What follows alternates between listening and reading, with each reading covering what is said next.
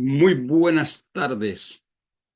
Hoy estamos con presentando el proyecto de Colombia, el estado número 52, siglo XXI. El domingo pasado, la reunión pasada, estuvimos hablando sobre el proyecto número 51, Puerto Rico, y la bienvenida que le da el presidente Donald Trump y la representante María Elvira Salazar, diciendo de que quieren que Puerto Rico es hacerlo más grande. Nosotros lo interpretamos con el proyecto que llevamos a cabo del Estado número 51, es que entre de una ya del todo a la Unión Americana como un Estado y como el Estado número 51. Entonces, esa es la actualidad del estado número 51. Ahora vamos a ver la parte que sigue, el estado número 52. ¿En qué etapa vamos? Aquí dentro de la Unión Americana estamos trabajando fuerte para lograr este proyecto. Entonces, pero no lo podemos hacer los que estamos aquí adentro solamente, tenemos que hacerlo también los que están allá en Colombia, y este es el líder que ellos tienen en este momento. Vamos a presentar la entrevista del presidente Petro, Gustavo Petro, con Félix Bedout, donde nos dice y nos explica qué es lo que él piensa y del problema que se ha presentado hoy por las deportaciones de los colombianos que han enviado encadenados y con esposas. Y él lo rechazó diciendo de que los colombianos no son personas criminales y tienen que con dignidad salir del país, y que él mismo envió sus aviones. Vamos a escuchar para que él nos explique mejor de qué se trató todo este gran, gran situación, que es muy importante porque los que estamos acá queremos que Colombia se entre a la Unión Americana. Importantísimo escuchar. Atención todos, vamos para esa. Vamos a compartir el screen, share screen. Y aquí tenemos la entrevista. Adelante, compatriota Félix Bedout. Y los ubico un poco. Acá a mis espaldas, a 3 cuadras, se encuentra el Palacio Presidencial, la Casa de Nariño. Y aquí a mi derecha está la Cancillería, donde se han vivido horas realmente frenéticas en lo que, como les digo, es la mayor crisis diplomática que haya enfrentado Colombia en décadas, con su principal socio y durante mucho tiempo mayor aliado, los Estados Unidos. Y hoy finalmente el presidente Petro rompió su silencio sobre esta crisis y nos dio una entrevista exclusiva que aquí le vamos a presentar completa. Son unos 48 minutos donde habla de todo lo que ha sucedido con esta crisis. Es la oportunidad para que ustedes escuchen en su totalidad lo que dice el presidente Petro y la propuesta que tiene para hacerle a los Estados Unidos para, según su manera de ver, superar esta crisis. Vamos ahora a escuchar lo que dice el presidente Petro en esta entrevista exclusiva con Univisión, en la que ha roto su silencio sobre esta crisis diplomática. Presidente Petro, muchas gracias por aceptar esta entrevista con Univisión. Y obviamente tenemos que hablar de la crisis con Estados Unidos. La Casa Blanca ha dicho que ustedes aceptaron todas las condiciones que se pusieron para la repatriación de colombianos. Incluso Donald Trump fue más allá y dijo que el gobierno colombiano había pedido perdón. ¿Cuál es la versión suya? Bueno, de acuerdo a la Constitución del 91, el presidente es el jefe de las relaciones exteriores de Colombia. Digamos, es el presidente, no ningún otro funcionario, el que designa los caminos que en materia de política exterior pueda tener el país. Y lo hago ya como presidente de Colombia en virtud del voto popular. En esa medida, y dadas las circunstancias actuales, porque con el gobierno Biden nunca logramos firmar un protocolo. Se puso en discusión el tema, ellos lo pusieron, fue la crisis del Darién, recuerda usted, en su máximo esplendor, motivada la crisis del Darién, y este es un primer punto, en un 80-70% por la misma migración venezolana que repartida en América del Sur se iba ahora hacia América del Norte. Esa migración venezolana tiene una causa fundamental, no única, pero fundamental, el bloqueo económico de Venezuela. Need a professional document translation? Meet the Spanish Group, an internationally certified translation service with more than 10 years of experience and fluent in over 90 languages. Save 20% by ordering your first translation now at thespanishgroup.org.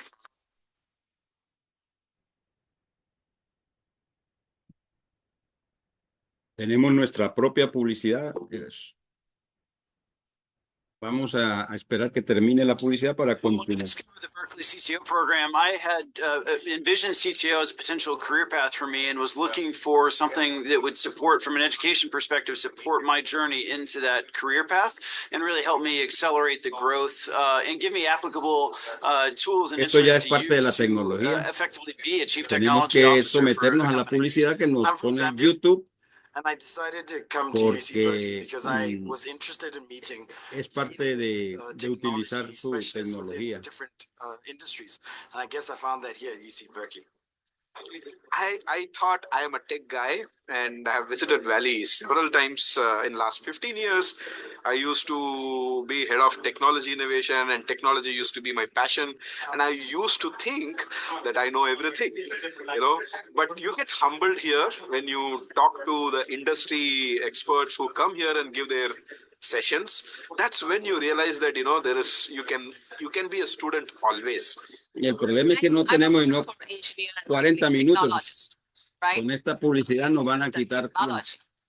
But how can I take this solution to the business level, right? To the business aspect of it. How can I take it in front of the world? We think chief technology officer, it's easy to focus on the word technology, but you really need to understand how that aligns to business strategy, to people, and to all of the aspects of a business's operations, and apply technology to help solve those problems. And what you're getting is a perspective from faculty, from marketing, from management of organizations, and from operations and IT management. And it's the bringing together of those perspectives, along with the cutting edge insights and research that they bring from those perspectives, that make this the holistic sort of package experience that it is, that's going to transform someone to be able to really be a leader driving foresight around technology strategy itself. There are finance programs for CFOs, there are marketing programs for CMOs, but there is nothing that can actually give a complete aspect of all Ay, these más de skill un sets minuto de together. So publicidad. something like this actually gives the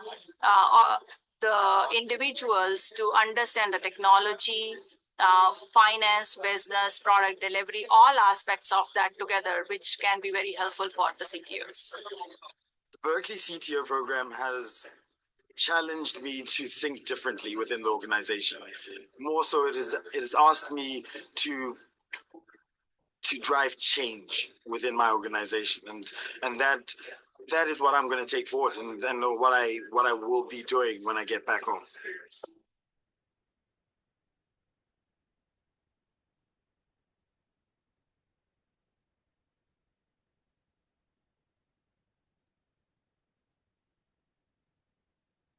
Listo. En esas discusiones yo le pedí al gobierno Biden que un retorno de colombianos tenía que hacerse en dignidad y incluso con un fondo que permitiera el restablecimiento de esa colombianidad en nuestro país y que incluso podíamos ayudar a hacer un puente de migración al contrario desde América del Norte hasta Venezuela.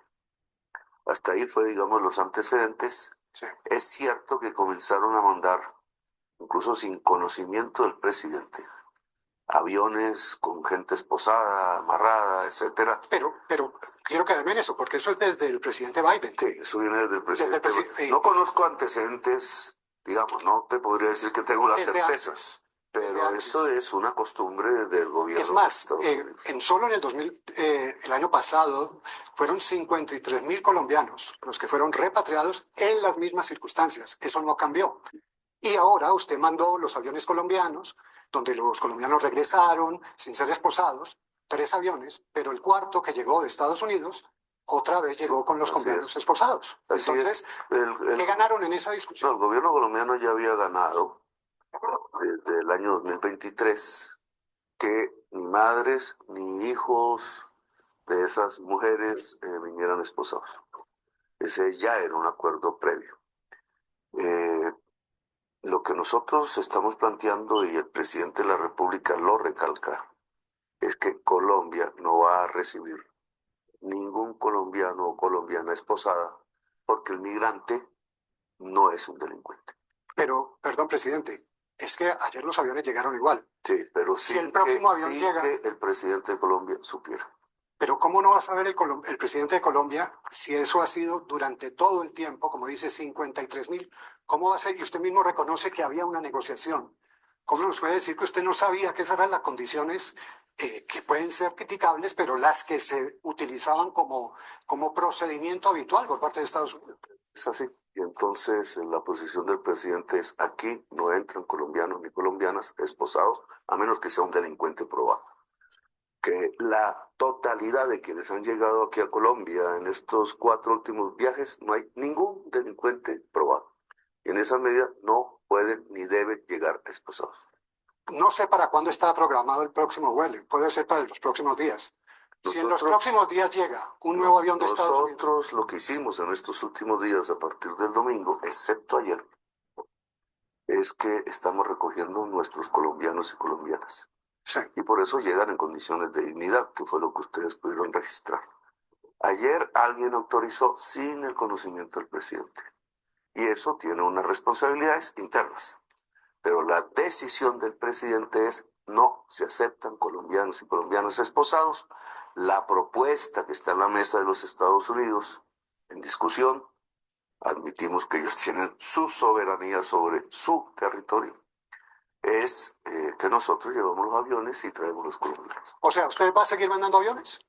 Bueno, exactamente. El año pasado, como decimos, fueron 53. Y si aumentan, sí, porque es previsible, entonces mandamos cruceros, barcos. ¿Cómo es eso de cruceros? Pues son un crucero, dependiendo de su tamaño, puede llevar 1.000, 2.000, 4.000, 5.000 y hasta 6.000 personas. Luego resolvemos el problema mucho más fácilmente. Bueno, entiendo la propuesta, pero usted mismo ha dicho que el país atraviesa un problema económico muy difícil. Sí. ¿Cómo se va a financiar eso? Como le digo, 53.000, pueden ser 53.000 este año.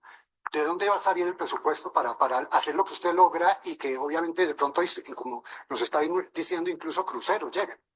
Pues el presupuesto. El presupuesto, de acuerdo a nuestra Constitución, tiene una priorización. Primero, la dignidad humana. La dignidad humana no tiene precio. Sé que hay discusiones en este momento bilaterales entre diversos países y muchos están cifrados alrededor de las mercancías. Pero la mercancía no es más importante que un ser humano.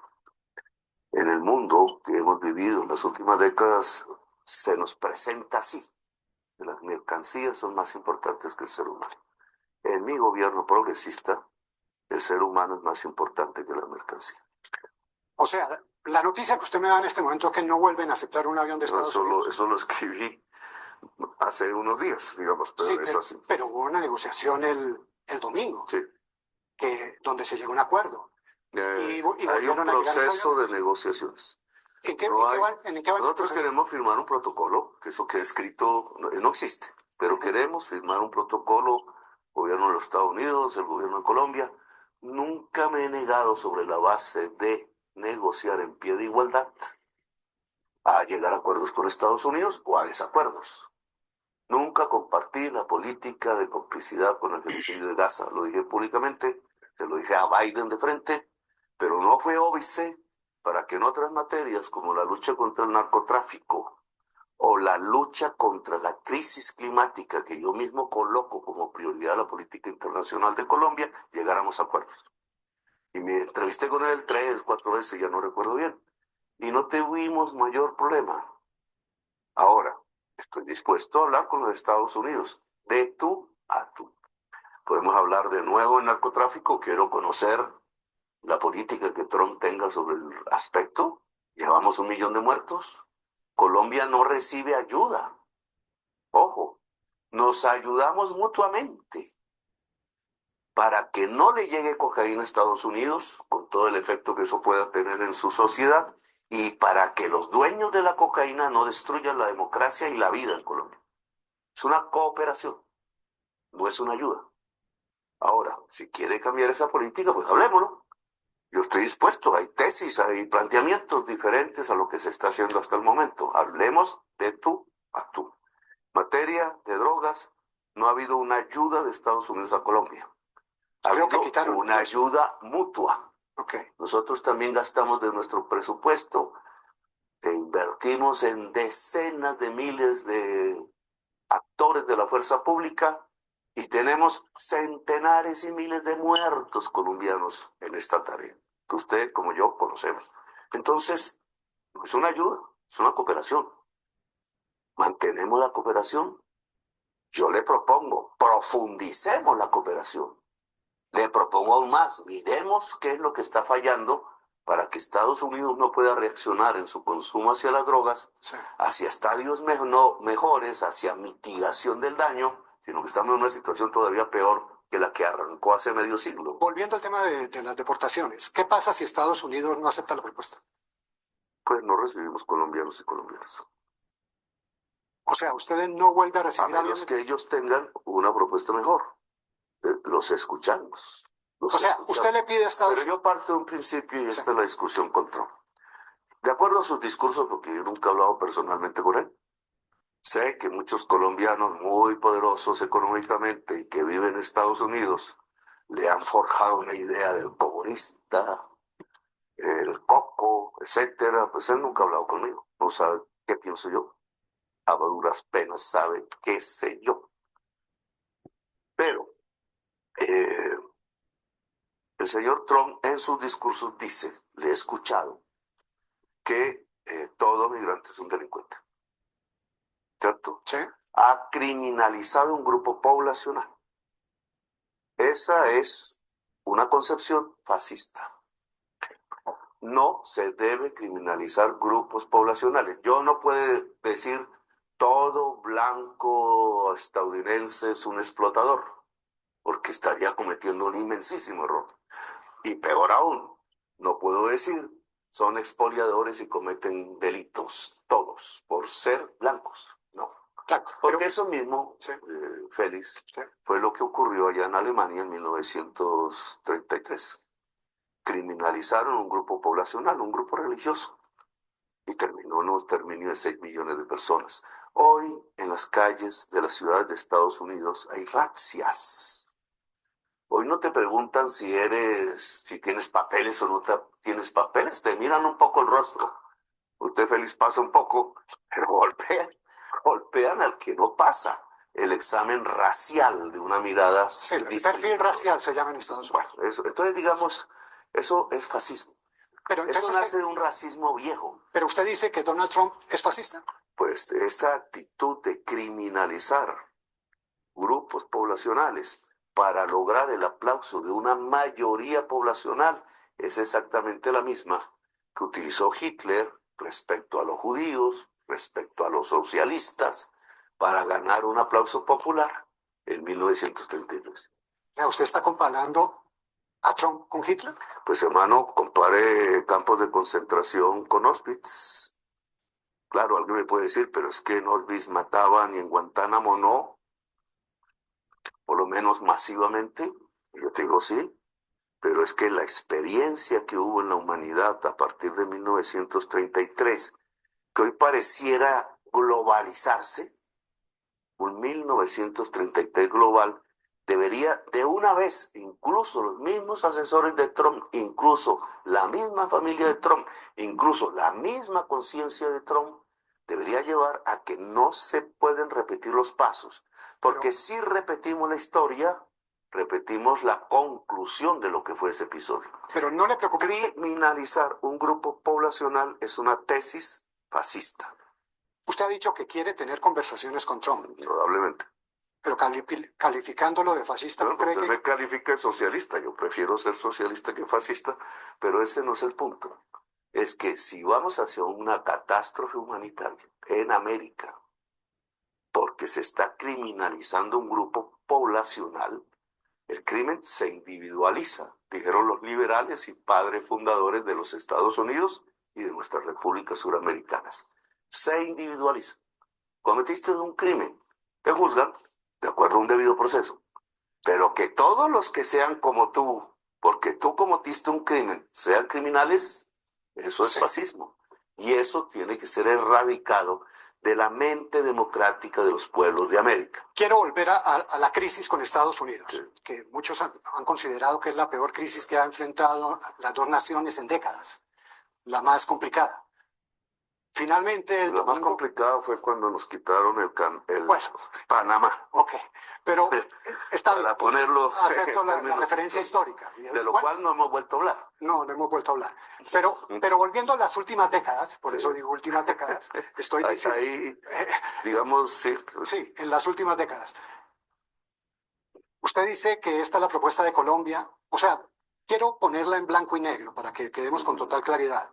Usted no vuelva a aceptar un avión de Estados Unidos con repatriados en las condiciones que hemos conocido hasta ahora. Condiciones inhumanas y tratos crueles. La oferta suya es traerlos todos usted, el gobierno colombiano. La oferta mía es que si la sociedad norteamericana decide soberanamente sacar personas que no quieren de ahí,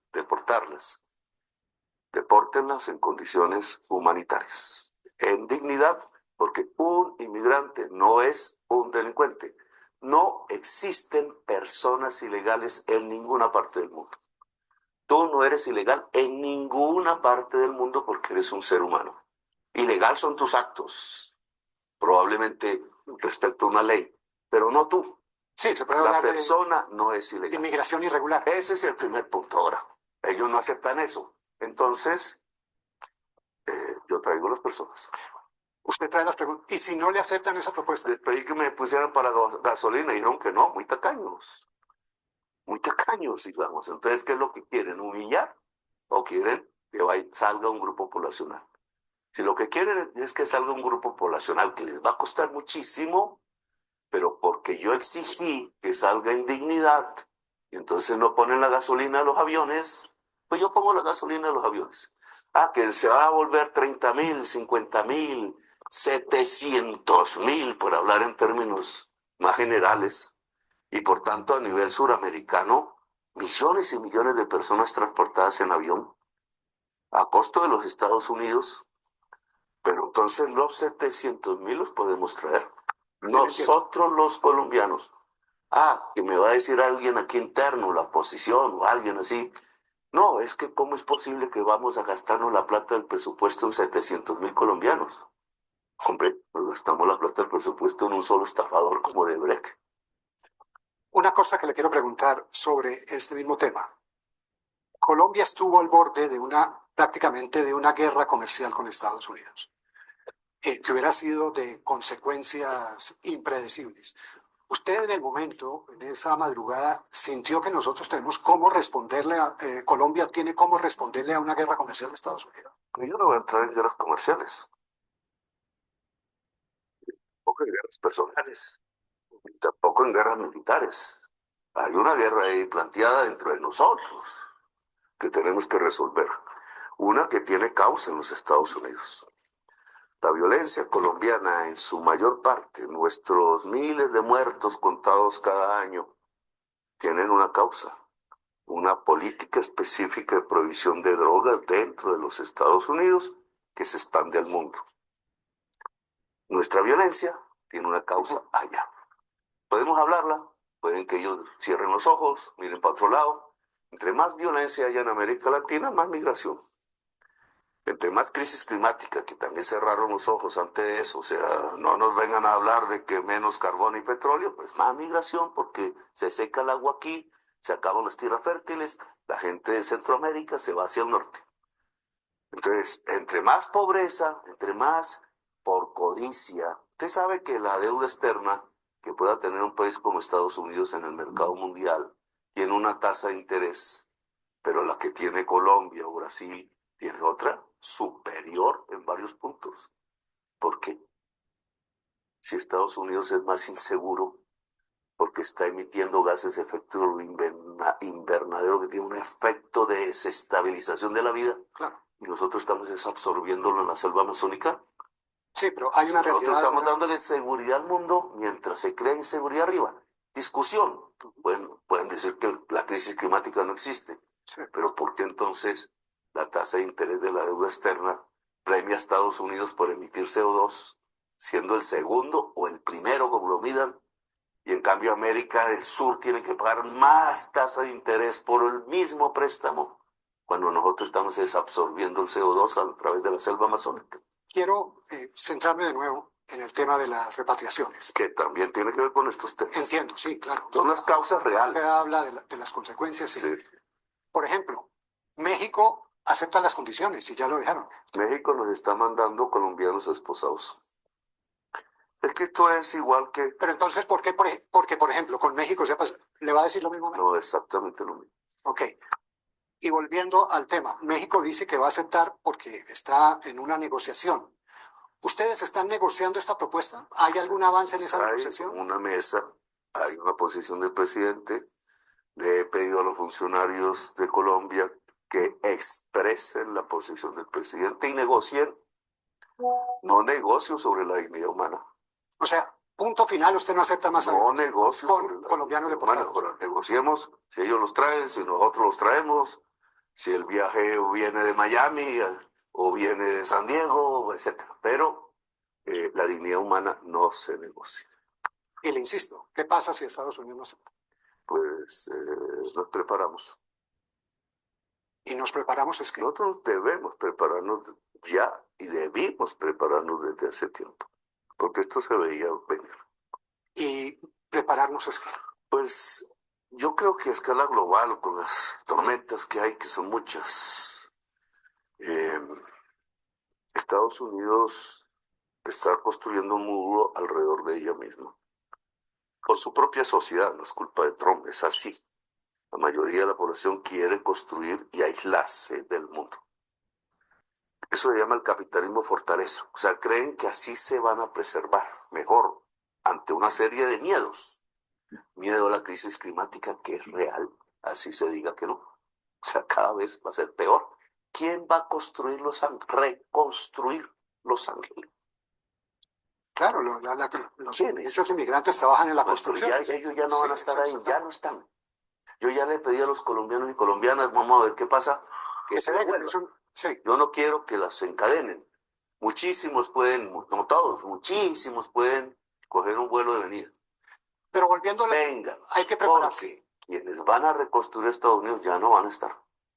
Quienes van a producir los alimentos en Estados Unidos para los estadounidenses ya no van a estar. Quienes tenían que poner la gasolina en los carros para que esos carros funcionasen en las enormes autopistas ya no van a estar. Un enorme porcentaje de la economía norteamericana desvalorizada en los Estados Unidos ya no va a estar. Colombia, con sus colombianos y colombianas allá, no va a estar. Eso entiendo, pero ese es, si se quiere, el tema de Estados Unidos y las consecuencias que puede tener en Estados Unidos. Sí. Quiero venir a las consecuencias que puede tener con Colombia. Pero ¿qué puede pasar en Colombia? En Colombia sembraríamos más maíz. Que recuerda usted, feliz, la primera vez que se sepa que una mata de maíz entró en contacto con un ser humano fue en Colombia. Es lo que es hoy el territorio colombiano, en un sitio que se llama Móvil, allá en el Caribe.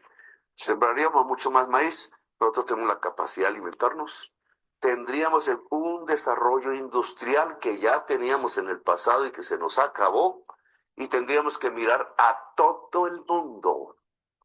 Aquí sí hay un problema. Pero, presidente, eso que usted ha insistido con el tema de China, por ejemplo, eso no se hace de la noche a la mañana. Todo el mundo. Pero eso no se hace de la noche a la mañana. Todo el mundo. Un rompimiento comercial con Estados Unidos, como el que se planteó el domingo en la comunicación de la Casa de la Que está planteado para México, es lo mismo que nos plantearon. Está planteado más o menos para México. Incluso más. Está planteado para Brasil, no han alcanzado a hablar, está planteado para el Canadá. ¿Pero usted realmente cree que ese golpe económico lo resiste Colombia? Sí, lo resiste. Mucho. No somos Venezuela. A pesar de la consigna esa famosa, Colombia no es Venezuela. Colombia puede autosostenerse y puede mirar al mundo. Yo lo he venido construyendo. No porque desconfiara de Biden ni nada de eso, sino porque lo lógico de un país que está situado en el corazón del mundo, como nosotros, es que deje de mirar para un solo lado, que mire para todos los lados, para el sur, para el norte, para Europa, sí, para el África. He abierto todas las embajadas posibles, para el Asia, China, sí, Japón y la India. Y hemos avanzado. Presidente, la situación fue tan grave el domingo que por eso hubo la resolución que se dio. En ese momento, por lo menos, Estados Unidos levantó las sanciones y hay un comienzo de negociaciones. Un comienzo de negociación. Que ojalá terminen bien. Depende eso de lo que usted acaba de señalar, entonces, pero insistiéndole, ¿no fue consciente usted del efecto económico que podía tener eso? Porque a mí me llamó la atención mucho algo. Usted a las 3 de la mañana, vía Twitter, escribió un trino donde decía que estaba esperando a los colombianos. Creo que 45. A la 1:00 a las 2. Ok. ¿Sí? Después escribió otro. Tiene una foto de por medio. Ok, perfecto. La de los brasileros entrando a eso voy. Manaus. A eso. ¿Fue esa la reacción suya? Pero sigo sin entender. ¿Usted no sabía que los colombianos llegaban así? No, había habido un conflicto, sí. Sí, yo había puesto una posición ahí y hubo un regreso, un avión en 2023. Pero mire lo que hizo Brasil. Brasil también presentó su protesta, pero los dejó llegar. Bajaron. No, pues nosotros también los dejamos llegar. No, tuvieron que, y le voy a leer las palabras de un colombiano que estuvo en el grupo de deportados, que le dijo a la BBC le dijo lo siguiente: me parece excelente que alguien levante una voz de protesta en cuanto al maltrato, pero al devolvernos nos revictimizaron, nos hicieron pasar 2 días más de calabozo y maltrato y terminamos sin nuestras pertenencias. ¿No era mejor? Ya esto pasó, pero se lo pregunto. Haber dejado llegar los aviones porque no se había devuelto nunca un avión en vuelo. Llegaran los aviones, bajaban los colombianos, ustedes presentaban la nota de protesta y empezaban las negociaciones. Pues usted mismo lo dijo al principio de esta entrevista. Todo el año pasado, no hablo solo de este gobierno, lo que ha habido son negociaciones intensas. Habría que recopilar las actas, ni siquiera llenarían aquí un buen espacio de este salón, las actas de esas reuniones, pero nos manda la gente esposada. Como siempre. Como siempre, no más. Como siempre, no más. O sea, no para usted es punto final con Para mí es punto final. No, la negociación no es alrededor de la dignidad humana, es de cómo la protegemos. Que si nos tocó pagar, como dice el hijo de Trump, que por ahí creo que habló en una de las tantas redes. Sí, nos tocó pagar, pero a mí no me interesa sino la dignidad humana antes que nada. Que nos podemos encontrar en muchas materias amistosamente, sí, y en otras, no. ¿Qué va a pasar hacia el futuro? Podemos especular. Creo que las cosas no van bien. Y que donde peor van a ir es en Estados Unidos. Porque esto va a tener su reacción. Que Colombia se tiene que diversificar, que tiene que mirar hacia todos lados, que eso no es fácil, que necesitará un proceso. Hay gente que dice, hay economistas que dicen que Colombia no resistía ese totazo, como decimos en Colombia, 6 meses. Bueno, yo creo que sí. Yo creo en Colombia, y no por creencia religiosa, porque tenemos una capacidad productiva suficiente para las necesidades básicas de los colombianos, solo que mal repartida. Eso es otro problema. Pero las tenemos.